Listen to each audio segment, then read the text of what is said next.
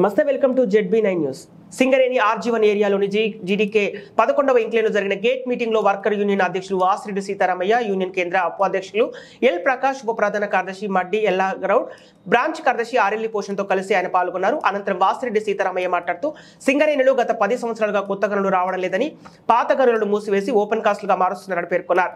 కేంద్రంలోని బీజేపీ ప్రభుత్వం కొత్త చట్టం తేవడం వల్ల కొత్త గనులు రావాలంటే టెండర్లో పాల్గొని వేలంపాట ద్వారా దక్కించుకోవాల్సిన పరిస్థితి నెలకొందని, దీనివల్ల కొత్త గనులు దక్కించుకునేందుకు ప్రైవేట్ వ్యక్తులు వేలంపాట్ల ద్వారా దక్కించుకుంటున్నారని, గత 10 సంవత్సరాల క్రితం ఇలాంటి పరిస్థితి లేదని ఆయన అన్నారు. కొత్త గనులు రావాలంటే చట్టంలో మార్పులు జరగాలంటే కార్మిక వ్యతిరేక బీజేపీకి రాబోయే పార్లమెంట్ ఎన్నికల్లో బుద్ధి చెప్పాలని ఆయన కార్మికులకు విజ్ఞప్తి చేశారు.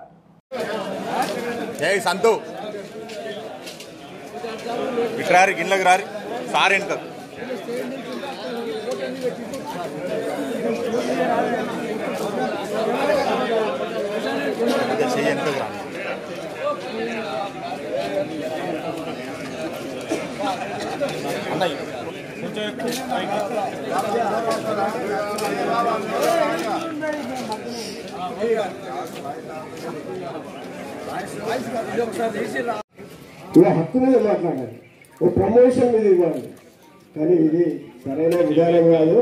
చాలా మార్పు. సింగరేణిలో ఎన్నికలు జరిగే 3 నెలలు అయిపోయినా సింగరేణి యాజమాన్యం కుట్రలు చేస్తూ గుర్తింపు సంఘం పత్రం ఇవ్వడానికి ఆర్ఎల్సీ ఇవ్వాలని ఒకసారి, ఆర్ఎల్సీ ఏమో మేము మేనేజ్మెంట్కి ఇచ్చేసినాం కాబట్టి వాళ్ళే ఇచ్చుకోవాలని వాళ్ళు 2-3 నెలలు జాప్యం చేశారు. ఇప్పుడేమో సింగరేణి యాజమాన్యం ఎలక్షన్ల కోడ్ ఉంది కాబట్టి ఎలక్షన్ల కోడ్ అయిన తర్వాత అంటూ ఉన్నారు. మరి సింగరేణి ఎన్నికలకను ఎలక్షన్ల కోడ్కి సంబంధం ఏంది? ఎప్పుడో జరిగినాయి కాబట్టి వెంటనే గుర్తింపు సంఘం పత్రాలు ఇచ్చేయాలని మేము ఏఐటీసీగా డిమాండ్ చేస్తూ ఉన్నాం. కొన్ని కార్మిక సంఘాలు తెలిసి తెలియక కార్మికులను తప్పుదోవ పట్టించాలని ప్రయత్నం చేస్తూ ఉన్నారు. వాళ్ళు కూడా అర్థం చేసుకోవాలి. ఇవాళ సింగరేణి ఎన్నికలలో గెలిచిన గుర్తింపు సంఘంగా ఉన్న ఏఐటీసీ యూనియన్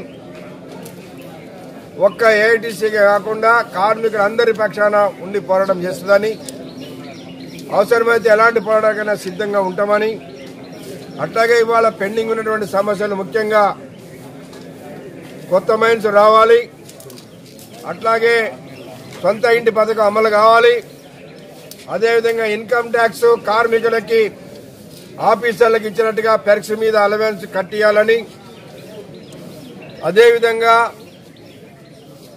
ఏదైతే పెండింగ్ సమస్యలు ఉన్నాయో ప్రమోషన్లు కానీ ఇంకా ఇతర సమస్యలు ఉన్నాయో వాటిని పరిష్కారం చేయాలని కోరుతా ఉన్నాం.